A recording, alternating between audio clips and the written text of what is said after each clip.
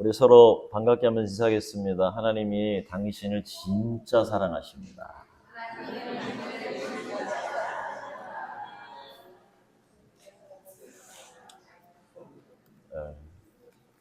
제가 지금까지 세상을 살아오면서 깨달은 한 가지가 있는데요.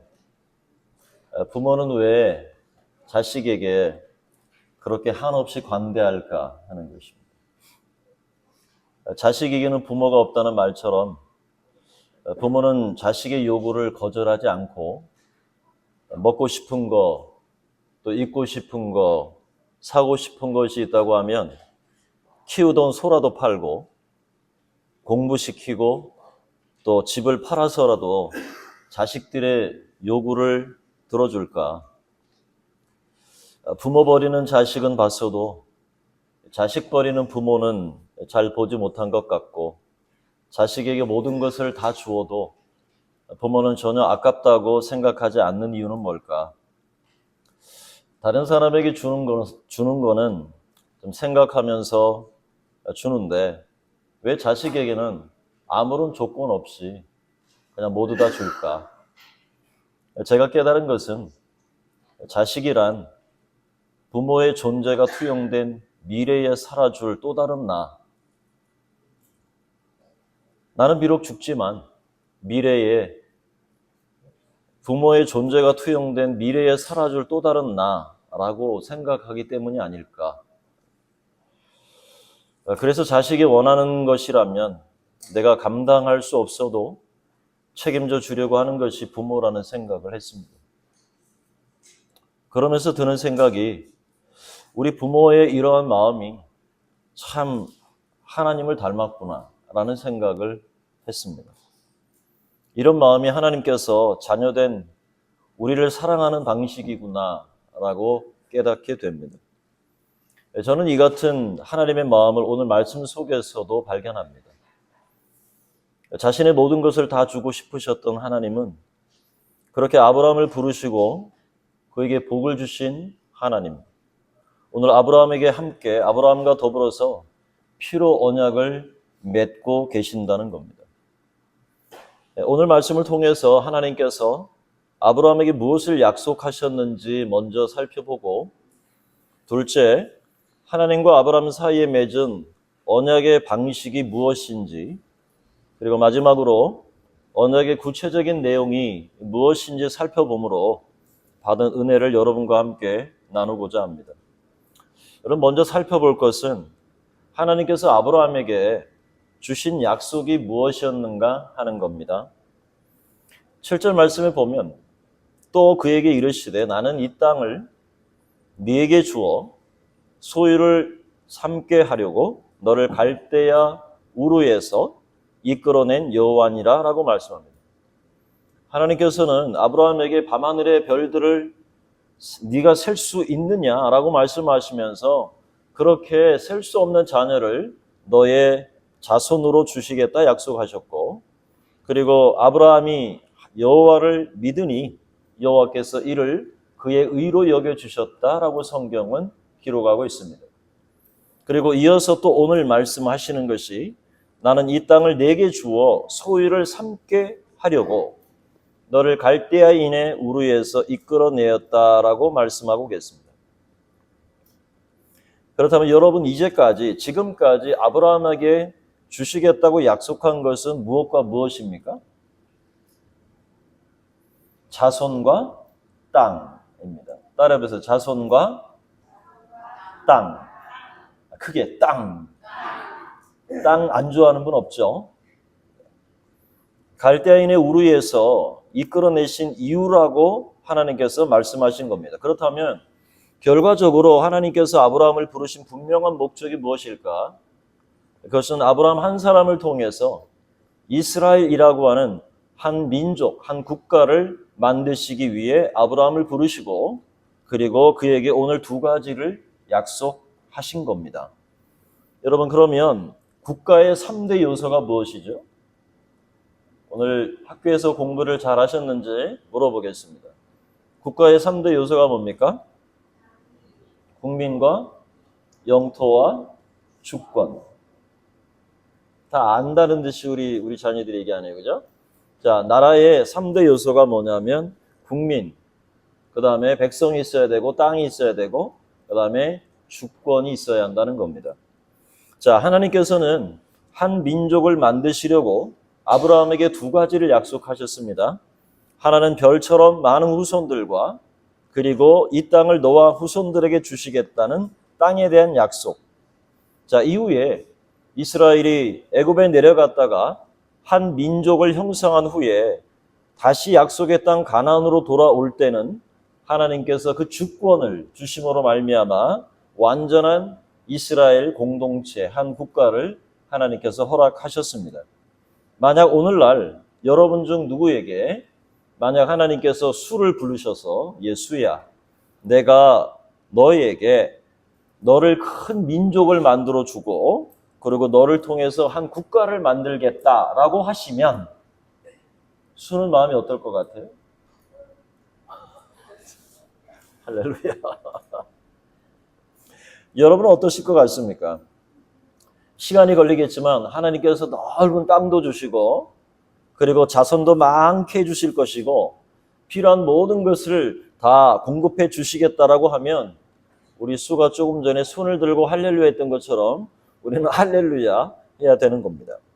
그런데 8절에 아브라함이 어떻게 대답합니까? 그가 이르되 주 여호와여 내가 이 땅을 소유로 받을 것을 무엇으로 알리까? 라고 말합니다. 자, 아브라함이 하나님께 증거를 내십시오 라고 말하는 겁니다. 나중에 하나님께서 오늘 하신 말씀에 대해서 내가 언제 그랬냐라고 발뺌을 하신다면 안 되니까 지금 아브라함은 하나님께 뭘 요구했어요? 증거를 달라고 요구합니다. 여러분 여호수아에서도 기생 라합이 정탐꾼들을 숨겨주고 나중에 정탐꾼을 통해서 가나안이 멸망당할 때 너와 너의 가족은 살려주겠다라고 했을 때 기생 라합이 뭘 요구했어요? 증거품을 내시오 그랬어요. 그랬더니 붉은 줄을 주었다 그랬습니다. 그게 증거품이죠. 여러분 약속할 때는 증거가 필요합니다. 철수 엄마가 옆집 사는 수진이 엄마한테 1,000만 원을 빌려줍니다. 그런데 내가 빌려줄게 하고는 돈만 보내면 안 되죠. 증서를 써야죠. 내가 수진 엄마에게 1,000만 원을 빌려준다. 수진 엄마는 내가 철수 엄마한테 1,000만 원을 받았다. 그리고 도장을 찍든지 사인을 잘 해야만 나중에 문제가 생겨도 심증은 가는데 물증이 없으므로 법적인 장치, 법적인 보호를 받지 못하게 됩니다. 그래서 누군가에게 돈을 빌려줄 때는 증거가 필요한 거죠. 성경 사사기에 보면은 이스라엘이 미디안 족속들에게 고통당할 때 하나님께서 기드온을 부르시면서 하시는 말씀이 사사기 6장 11절 말씀에 보면 내가 반드시 너와 함께하리니 네가 미디안 사람 치기를 한 사람 치듯 하리라 이렇게 말씀하셨어요. 그때 기드온이 하나님께 무엇을 요구했습니까? 증표를 요청했습니다.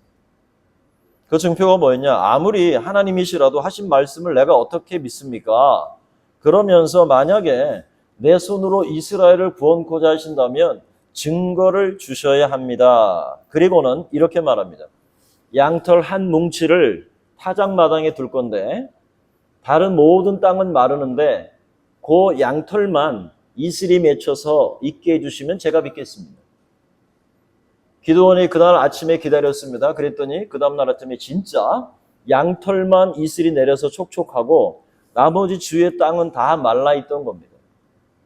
그랬더니 이것도 못 믿었던지 반대로 이제는 하나님 그러면 양털을 중심으로 모든 땅은 다 이슬이 맺히게 하시는데 이 양털만큼은 이슬이 맺히지 않게 해주십시오. 그랬더니 하나님께서 그래 좋다라고 말씀하시면서 하나님이 그 양털 뭉치만 이슬이 없게 만들어 주셨답니다.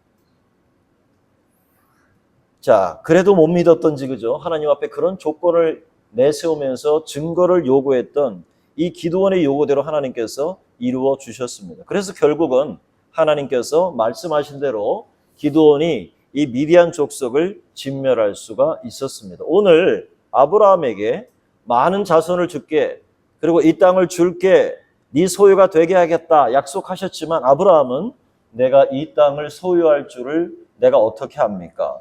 하나님 증거를 대십시오. 증거를 주십시오. 라고 이렇게 요구했던 것입니다. 그것이 하나님께서 아브라함에게 주신 두 가지 약속이었습니다. 여러분 민수기 23장 19절의 말씀에 보면 하나님은 사람이 아니시니 거짓말을 하지 않으시고 인생이 아니시니 후회가 없으시도다. 어찌 그 말씀하신 바를 행하지 않으시며 하신 말씀을 실행하지 않으시리야라고 말씀합니다. 여러분 하나님께서 약속하신 것은 반드시 이루어 주시는 줄로 믿습니다. 그렇다면 둘째, 하나님과 아브라함 사이의 언약은 그렇다면 어떤 방식으로 세워졌는가 하는 것입니다. 자, 하나님께서는 아브라함에게 요구하는 그 증거를 확실하게 확증하기 위해서 한 가지 아주 특별한 행사, 의식을 치르게 됩니다. 그것이 바로 언약식이었습니다. 그 언약식은 오늘 9절과 10절 말씀에 보면 하나님께서 아브라함에게 3년 된 암소 그리고 암염소 순양을 가져오게 하고 그것들을 반으로 딱 쪼갰어요. 반으로 정확하게 쪼개서 그 두 개를 펼쳐놓고 마주대하고 산비둘기나 집비둘기는 작기 때문에 쫓기지 않고 그냥 두게 했어요. 이것은 고대 근동의 지금으로 말하면 중동 지역에서 행해졌던 언약 체결 의식이었습니다. 그런데 언약 체결이 왜 그러냐 하면 큰 국가가 아주 강력한 국가가 작은 국가를 돌봐주는 겁니다. 왜냐하면 힘이 약하면 다른 나라에 빼앗길 수도 있으니까 다른 나라가 침범하면 멸망당할 수 있으니까 큰 나라가 힘이 약한 나라를 보호해 주는 대신에 무언가를 받았죠. 그게 뭐냐면 조공이라는 것이었고 옛날에는 지금으로 말하면 그러한 예산을 주게 돼 있어요. 그죠?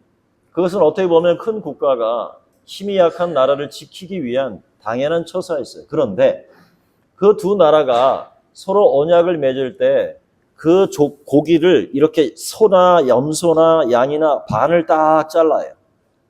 그래서 이쪽 편과 이쪽 편에 두는 거예요. 그래서 이 사이로 언약의 당사자 둘이 이 쪼갠 고기 사이로 둘이 지나가는 거예요. 둘이 지나가면 언약이 체결된 거예요. 그런데 이렇게 쪼갠 고기를 왜 이렇게 고기를 쪼갰느냐? 이것은 두 사람 중에 한 사람이 약속을 지키지 않으면 어떻게 된다는 얘기예요? 욕골 난다는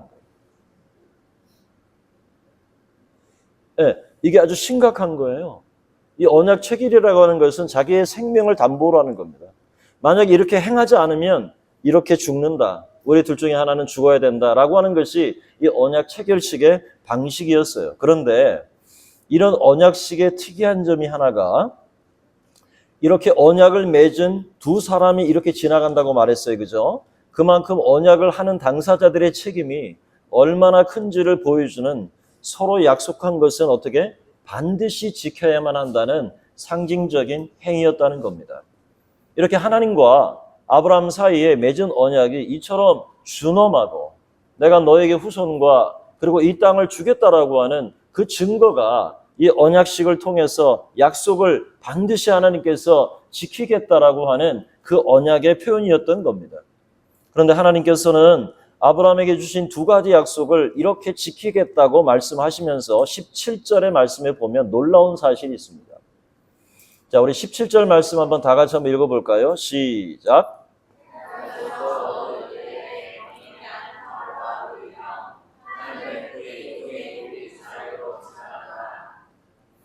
자, 그런데 이상한 점 하나가 뭐냐면 여기에 쪼갠 고기 사이로 지나가는 사람이 누구냐면 하나님만 지나가세요.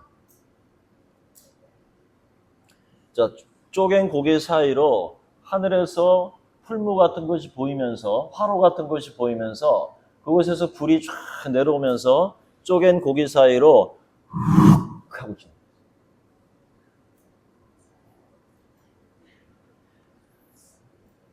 자, 원래는 아브라함도 이제 지나가야 됩니다.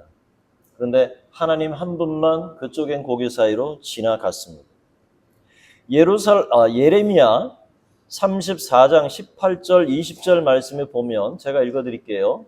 송아지를 둘로 쪼개고 그 두 조각 사이로 지나매 내 앞에 언약을 맺었으나 그 말을 실행하지 아니하여 내 계약을 어긴 그들을 곧 송아지 두 조각 사이로 지난 유다 고관들과 예루살렘 고관들과 내시들과 제사장들과 이 땅 모든 백성을 내가 그들의 원수의 손과 그들의 생명을 찾는 자의 손에 넘기리니, 그죠?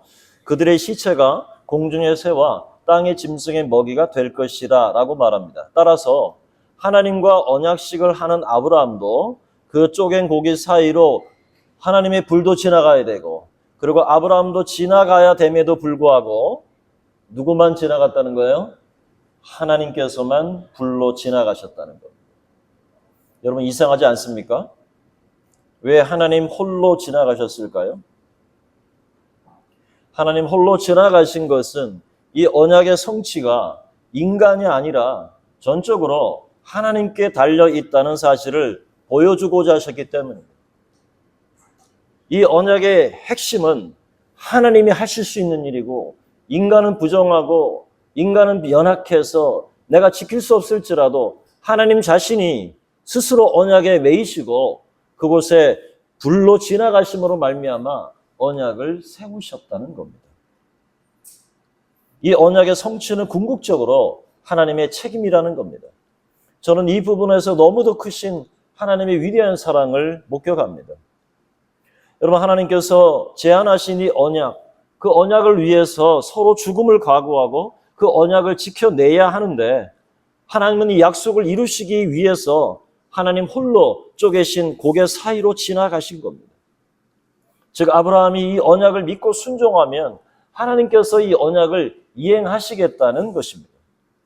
하나님은 피조된 인간과 언약을 맺어야 할 하등의 이유가 없음에도 불구하고 하나님께서 그 언약의 내용을 지키지 않는다면 스스로 쪼개진 고기처럼 저주를 스스로 받게 될 것이라는 의미입니다.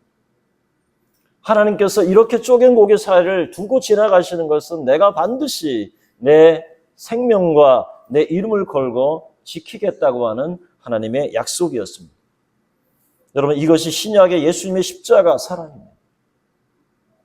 하나님께서 인류를 구원하시고자 아들을 보내시고 인간으로서는 할 수 없는, 인간으로서는 감당할 수 없는 그 십자가에 홀로 못 박히시고 그 귀하신 몸에 찢기시고 그 피 흘려 돌아가신 그 예수님, 그것이 바로 우리를 향한 하나님의 스스로의 사랑을 확증하신 하나님의 언약이었다는 겁니다.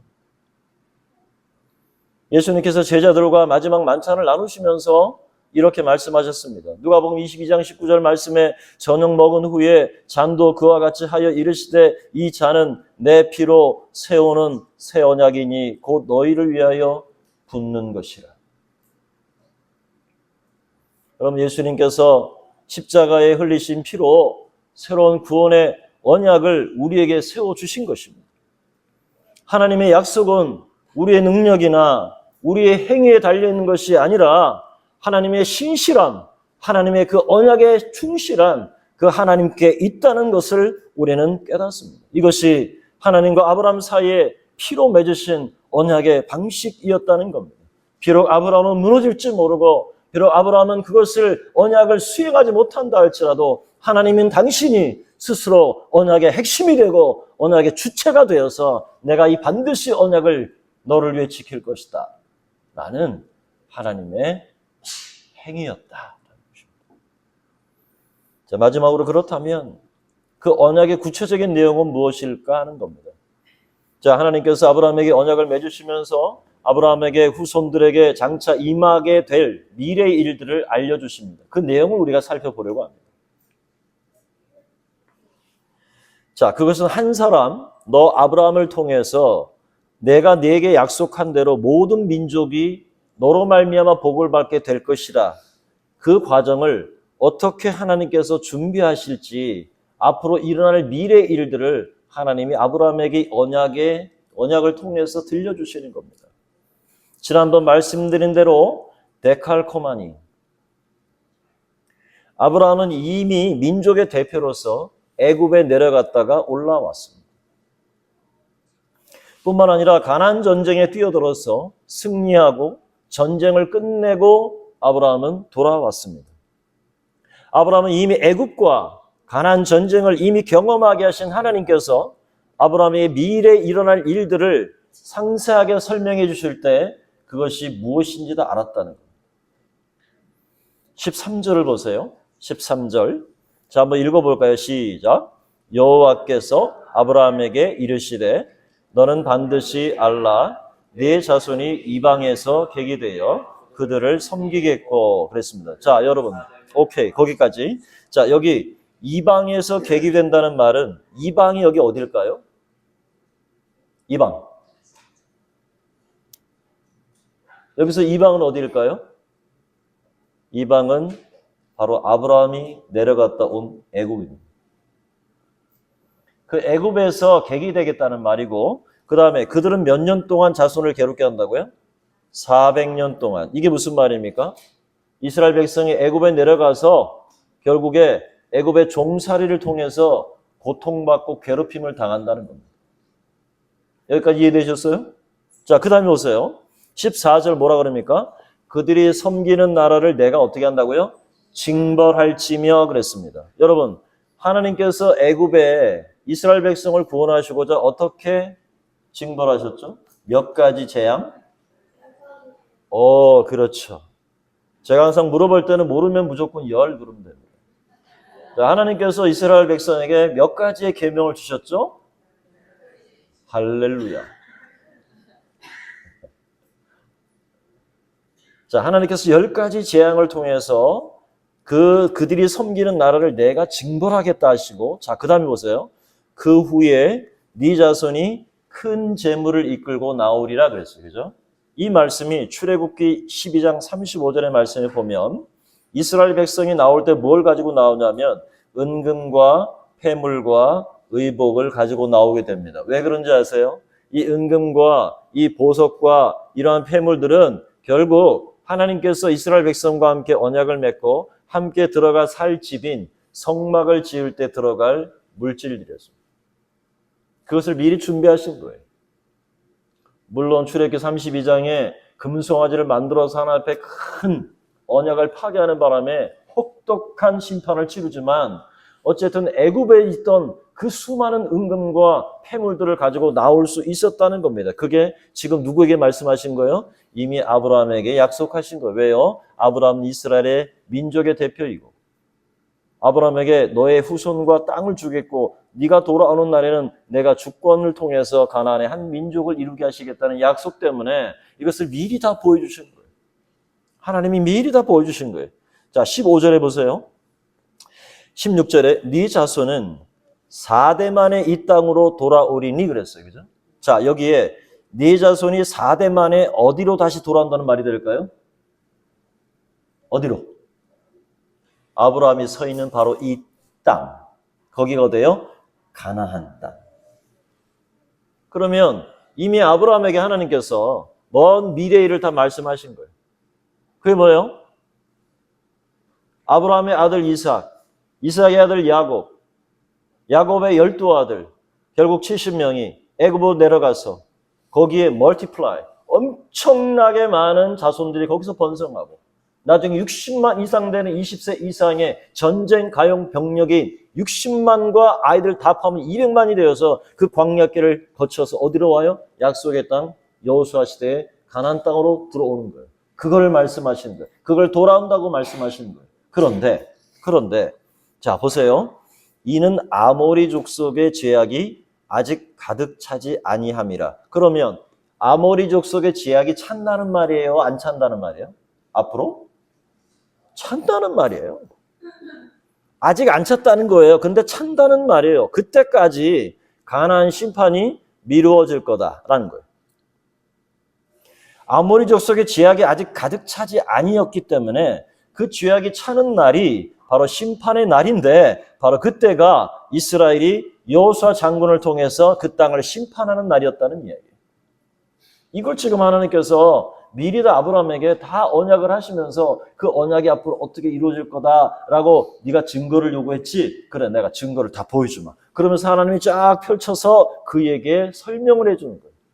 여러분, 얼마나 놀랍습니까? 아브라함과 세우신 이 언약은 역사 속에서 하나하나 성취되었다는 사실을 성경이 보여주고 있고 우리도 알 수 있습니다. 여러분, 우리는 확신할 수 있습니다. 하나님께서 아브라함에게 언약하신 대로 그 약속은 확실하게 역사 속에서 성취되었듯이 예수님께서 우리에게 언약하신 대로 성경에서 말씀하신 대로 반드시 이루어지게 될 줄로 믿습니다. 이제 말씀을 맺겠습니다.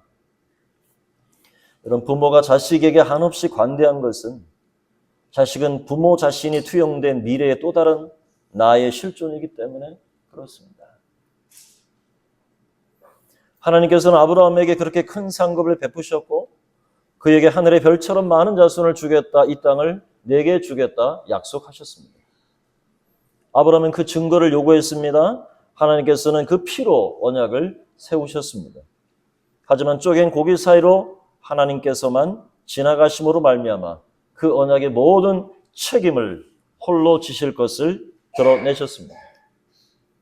연약한 인간 편에서는 도저히 감당할 수 없는 언약이고 죄 없는 이 아들의 피로만, 바로 예수 그리스도의 피로만 이 언약을 이룰 수 있기 때문에 하나님께서 이 사건을 통해서 바로 예수 그리스도의 그 사랑을 우리에게 드러내신 것입니다.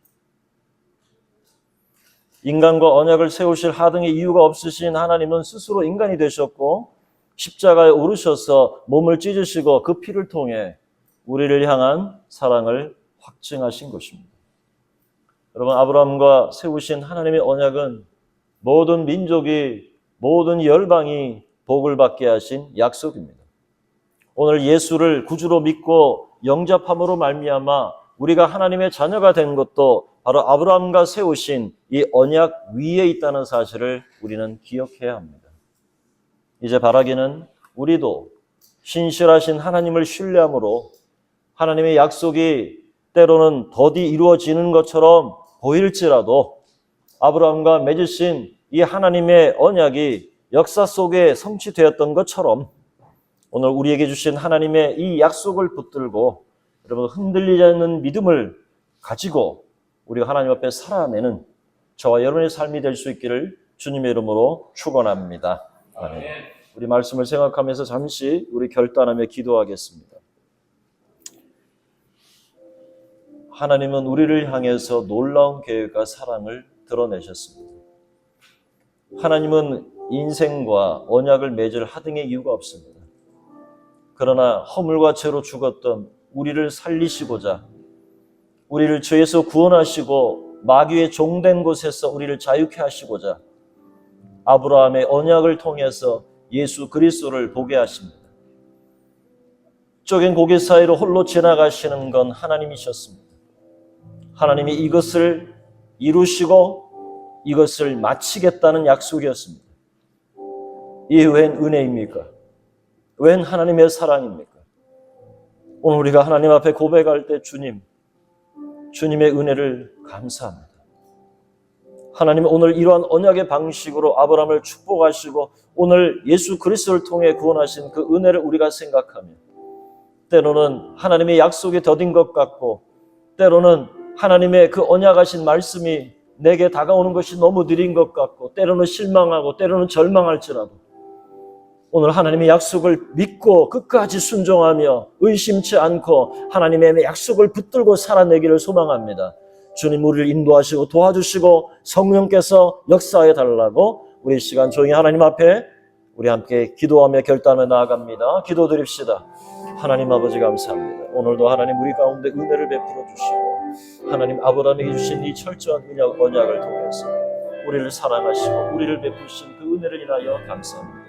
하나님 인간으로서는 도무지 할 수 없고 인간으로서는 도무지 감당할 수 없는 이 언약을 하나님 스스로 정하시고 그 스스로 쪼갠 고개 사이로 지나가심으로 하나님 스스로 언약을 세우신 그 하나님의 그 위대함과 놀라운 은혜와 사랑을 찬양합니다. 하나님 예수께서 십자가에 못 박혀 물과 피를 다 쏟으시며 우리를 위해 흘리신 그 보혈이 인간의 죄와 인간의 절망과 인간의 고통을 끊으시고자 우리 주님이 십자가에서 이루신 그 사랑, 하나님의 편에서만 이룰 수 있는 그 하나님의 사랑을 우리에게 보여주신 그 예수님의 사랑을 인하여 감사하고, 하나님에게 이 세상을 살아가면서 하나님의 때로는 아무것도 보이지 않는 것 같고, 하나님의 손에 잡히는 것 같지 않고, 아무것도 이루어지는 것 같지 않는다 할지라도 하나님 때를 따라 하나님이 주오시면 반드시 역사 속에서 성취하시고 이루시는 그 하나님을 우리가 바라보기 원하며, 하나님 붙들고 끝까지 승리하는 우리의 삶이 될 수 있도록 하나님 붙드시고 역사하여 주시옵소서. 하나님 아버지, 하나님은 언제나 신실하십니다. 약속하신 것을 이루시고 언약에 스스로 매여 그 언약을 신실하게 이루시니 찬양합니다. 우리를 먼저 사랑하신 하나님, 아브라함을 사랑하사 언약을 피로 세우시고 성취하신 것처럼 오늘 우리에게 예수 그리스도를 보내시고 십자가에 못 박혀 죽으심으로 우리에 대한 하나님의 사랑을 확증케 하시니 감사합니다. 언제나 신실하신 하나님의 약속을 붙들고 때로는 눈에 보이는 것 없고 손에 잡히는 것 없고 때로는 의심으로 우리가 둘러싸인다 할지라도 끝까지 주님의 약속을 붙들고 신실한 하나님을 의지하며 주 오시는 날까지 하나님 승리하는 우리의 삶이 되도록 축복하여 주시옵소서. 예수 그리스도의 이름으로 기도하옵나이다. 아멘.